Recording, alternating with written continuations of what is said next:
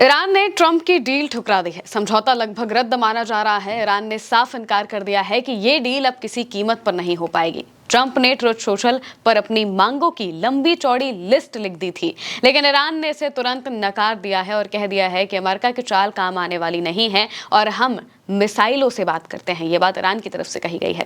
सबसे पहले आपको डोनाल्ड ट्रंप का पोस्ट दिखा देते हैं। डोनाल्ड ट्रंप ट्रुथ सोशल पर ये पोस्ट लिखकर कहते हैं कि हमारी ये मांगे हैं, इनमें से कुछ मांगों पर ईरान सहमत भी हो गया है। वो बताते हैं। पूरा पोस्ट, उनका पूरा लब्बलुआब जो है पूरा एक बार बता देते हैं कि वो क्या कहना चाह रहे हैं।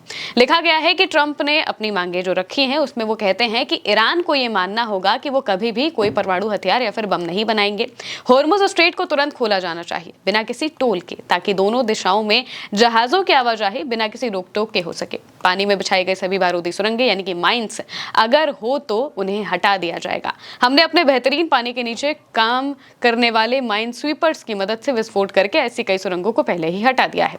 ईरान उन सभी बची हुई सुरंगों को तुरंत हटाने या फिर विस्फोट करके नष्ट करने का काम पूरा करेगा, जो कि अब ज्यादा नहीं बची होंगी।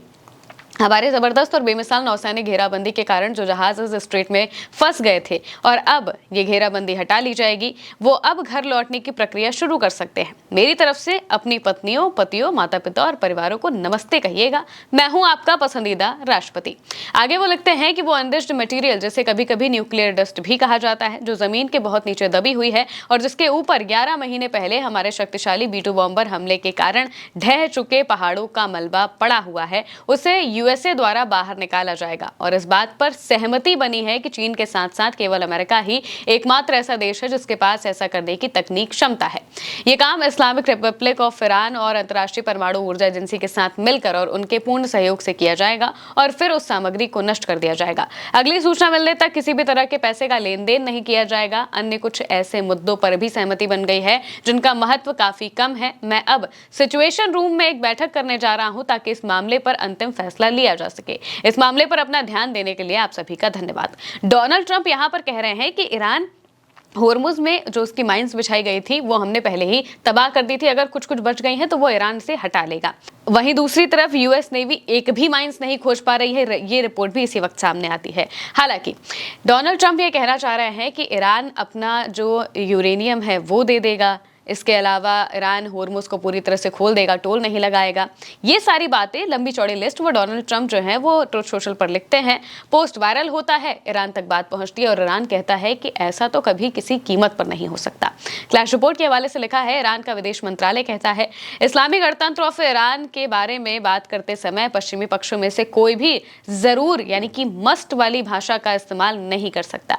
हम अपने फैसले ईरानी राष्ट्र हितों और अधिकारों के आधार पर लेते हैं। होर्मुज लेटर के हवाले से लिखा गया कि ईरान ने ट्रंप की ट्रुथ सोशल की मांगों को मसौदा पाठ के बिल्कुल उलट बताया है और इन्हें खारिज कर दिया है। ईरान ने इस बात से इनकार कर दिया है कि वो बिना टोल के होर्मुज को फिर से खोलने, बारूदी सुरंगों को हटाने, अपने परमाणु संसाधनों को नष्ट करने और यूरेनियम को अमेरिका या फिर किसी तीसरे देश को सौंपने या ईरान की $12 बिलियन की जो फ्रीज की गई संपत्तियां हैं उनके तत्काल भुगतान को शुरुआती शर्त बनाए बिना आगे बढ़ने पर सहमत हुआ है।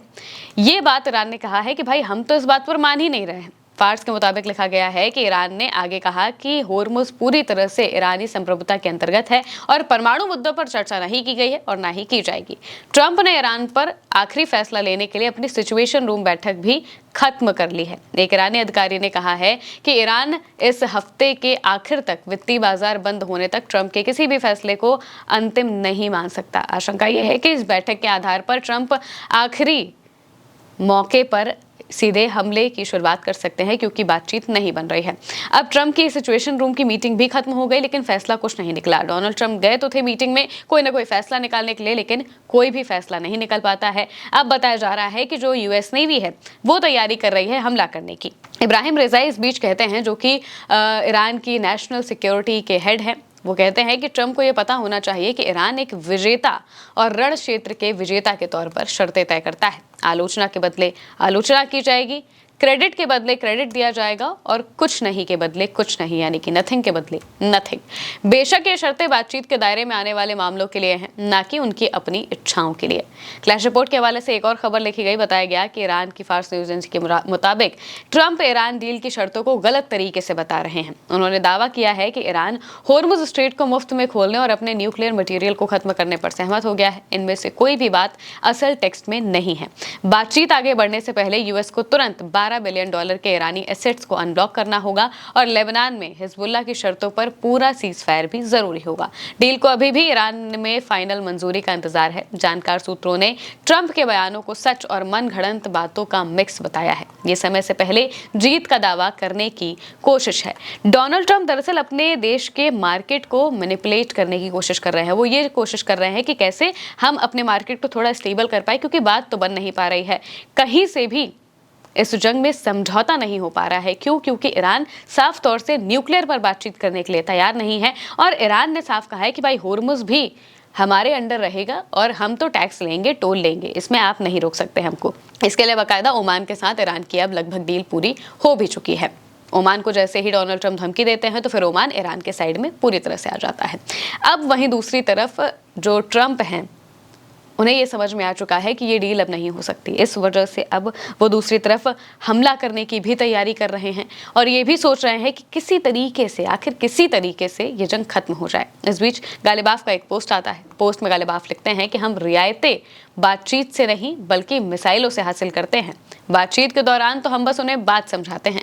हमें किसी भी गारंटी या फिर कोरे शब्दों पर कोई भरोसा नहीं है। हमारे लिए तो केवल कार्य ही असली पैमाना है।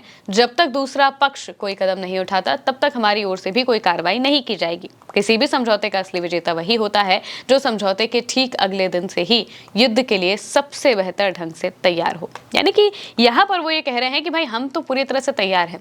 जब तक आप शुरुआत नहीं करेंगे तब तक हम नहीं करेंगे। यानी कि अगर आप हमला करेंगे तो ही हम हमला करेंगे, आप बातचीत करेंगे तो हम बातचीत करेंगे। ये यहाँ पर इन्होंने साफ कह दिया है और ये भी बता दिया है कि हमारे पास सारी तैयारियां हैं।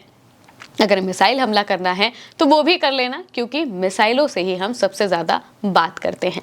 और वहीं दूसरी तरफ ट्रंप अब इस मुसीबत में फंस चुके हैं कि वो एक फैसला तक नहीं ले पा रहे हैं।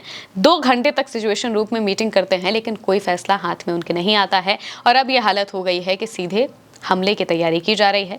होर्मुज और न्यूक्लियर पर ही पूरी की पूरी बात बिगड़ चुकी है। फिलहाल के लिए मेरे यानी कि महिमा के साथ इस खबर में इतना ही। आप देखते रहिए उल्टा चश्मा।